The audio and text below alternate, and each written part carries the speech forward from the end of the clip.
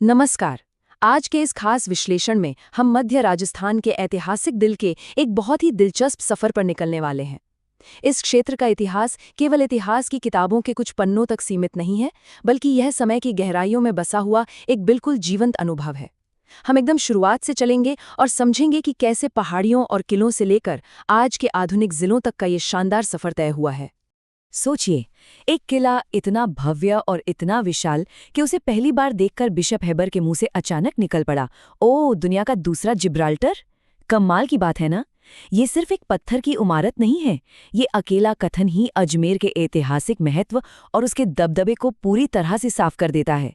एक ऐसा किला जिसने न जाने कितने आक्रमण झेले हैं और जिसे राजपुताने की कुंजी कहा जाता है।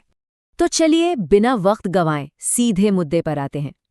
आज हम जिन खास पड़ावों से गुजरेंगे वो हैं, पहला हृदय यानी मध्य अजमेर, दूसरा वहाँ के पवित्र जल और तीर्थ, तीसरा कला, वास्तुकला और विद्रोह की कहानियाँ, और अंत में प्राचीन खंडहरों से लेकर आधुनिकता तक का सफर।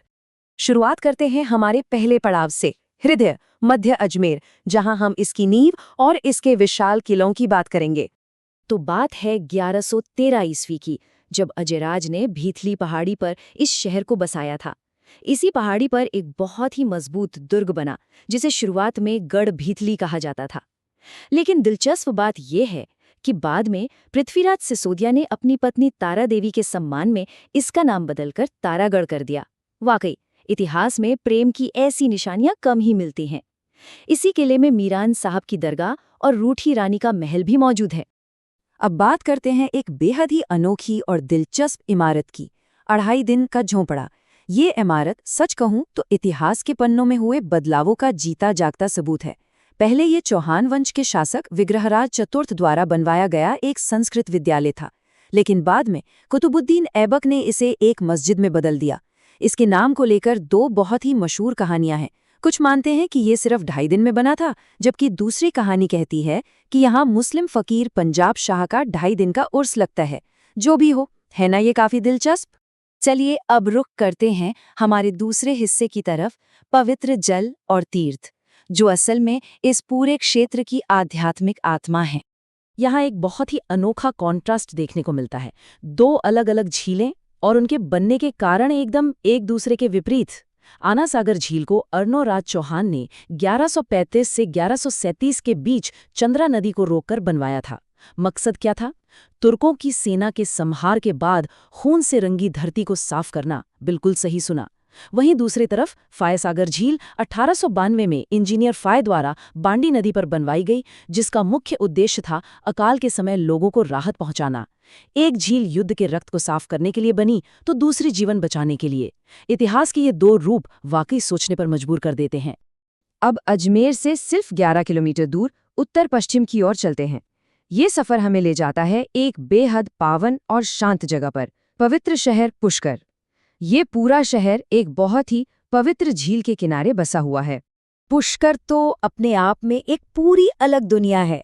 इस पवित्र झील के किनारे पूरे 52 घाट बने हुए हैं, और कार्तिक पूर्णिमा के समय यहाँ जो विशाल मेला भरता है, उसकी रौनक तो बस देखते ही बनती है। हिंदू धर्म में इसे इतना पवित्र माना गया है कि इसे सीधा तीर्थों का मामा कहा जाता है। सबसे खास बात, पूरे भारत में ब्रह्मा जी का एकमात्र मंदिर यहीं है। एक और दिलचस्प ऐतिहासिक किस्सा ये है कि 1911 में जब क्वीन मैरी यहाँ आई थीं, तो महिलाओं के लिए खास तौर पर एक जनाना घाट बनवाया गया था। पुष्कर के इन पवित्र घाटों के बाद अब बात करते हैं एक और बेहद खास और पूजनीय स्थल की, ख्वाजा मोइनुद्दीन चिश्ती की दरगाह। ऐतिहासिक रिकॉर्ड्स बताते हैं कि ख्वाजा साहब मोहम्मद गौरी के साथ भारत आए थे।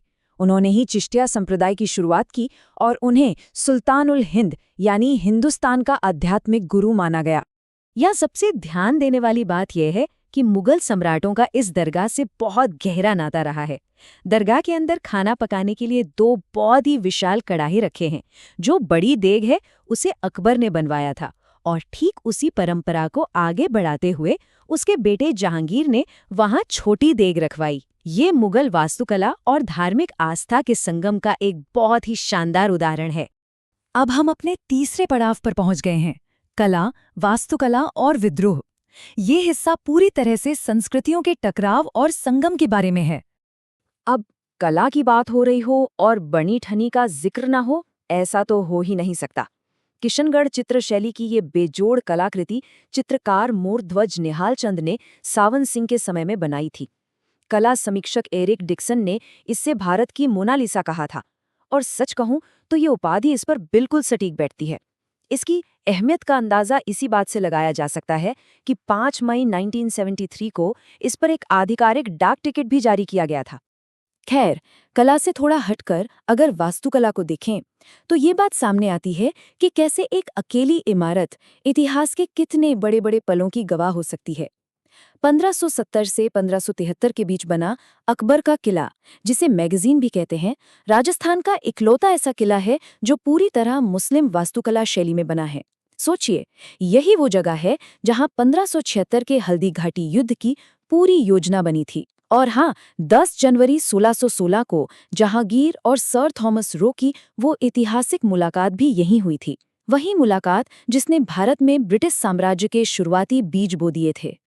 और फिर दशकों बाद जब इसी ब्रिटिश राज के खिलाफ आवाजें उठने लगीं, तो उसकी चिंगारी भी इसी इलाके से भड़की। 1857 की क्रांति के समय नसीराबाद राजपूताने की सबसे ताकतवर छावनी हुआ करती थी। 28 मई 1857 को 15वीं बंगाल नेटिव इन्फेंट्री के सैनिकों ने यहीं से राजस्थान में विद्रोह का बिगुल फूंका। असल में इन सैनिकों को अजमेर से हटाकर नसीराबाद भेज दिया गया था और उन पर अविश्वास जताते हुए बम्बई लैंसर से गश्त लगवाई गई। यही वो बात थी जिसने आग में घी का काम किया और भयंकर क्रांति भड़क उठी। अब चलते हैं हमारे आखिरी खंड की तरफ, प्राचीन खंडरों से आधुनिकता तक, जहां हम इस बदलते हुए भौगोलिक परिदृश्य को समझेंगे। चलिए देखते हैं कि समय के साथ बैराट सभ्यता की परतें कैसे खुलीं। 1837 में सबसे पहले कैप्टन बर्ट ने बीजक डूंगरी से सम्राट अशोक के भाब्रू शिलालेख को खोज निकाला। ये शिलालेख बौद्ध धर्म के त्रिरत्नों में अशोक की आस्था का बहुत बड़ा सबूत है। फिर 1871 में कार्लाइल को भीम डूंगरी से कुछ प्राचीन अवशेष मिले और उसके बहुत बाद 1936-37 में दयाराम साहनी की देखरेख में यहाँ बहुत बड़े स्तर पर खुदाई हुई। ये सब चीजें चीख कर इस क्षेत्र की प्राचीन लौह युगीन सभ्यता की गवाही देती हैं। उन प्राचीन खोजों से अब सीधे 20वीं सदी में छलांग लगाते हैं। 1921 का नीमू चढ़ा किसान आंदोलन अलवर रियासत की एक बहुत ही अजीब लेकिन गंभीर समस्या से जुड़ा था। हुआ यूं था कि जंगली सुअर किसानों की पूरी फसलें बर्बाद कर देते थे, लेकिन किसानों को उन्हें मारने की इजाजत बिल्कुल नहीं थी। इसी भारी नुकसान और इस अजीब पाबंदी के खिलाफ किसानों ने 1921 में आंदोलन किया ताकि उन्हें अपनी मेहनत की फसल बचाने का हक मिल सके। और ये ऐतिहासिक समय का पहिया घूमते घूमते बिल्कुल आज के दौर में यानी साल 2023 में आ पहुंचता है। 7 अगस्त 2023 को जयपुर और अलवर जिले के हिस्सों को मिलाकर एक नए जिले कोटपूतली बहरोड का गठन हुआ। सबसे मजेदार बात यह है कि वही प्राचीन बैराट सभ्यता जिसकी हमने अभी बात की, अब इसी नए जिले का हिस्सा है। ये हमें साफ दिखाता है कि ये प्रशासनिक सीमाएं कभी भी पक्की या ठहरी हुई नहीं होती, वे आज भी नया आकार ले रही हैं। तो अंत में ये सब जानने के बाद एक बहुत ही गहरा सवाल उठता है। सम्राट अशोक के उन प्राचीन शिलालेखों से लेकर इन भव्य किलों, ब्रिटिश छावनियों और अब 2023 की इन बिल्कुल नई प्रशासनिक सीमाओं तक हजारों सालों का ये जो सघन और एक दूसरे पर चढ़ा हुआ इतिहास है, ये आज के इस आधुनिक परिदृश्य को असल में कैसे आकार देता है। इतिहास की ये परतें हमारी आज की सांस्कृतिक पहचान को कैसे बुनती हैं, जरा सोचिएगा इस बारे में। आज के इस विश्लेषण में बस इतना ही। इतिहास के इस दिलचस्प सफर में साथ जुड़ने के लिए बहुत बहुत शुक्रिया।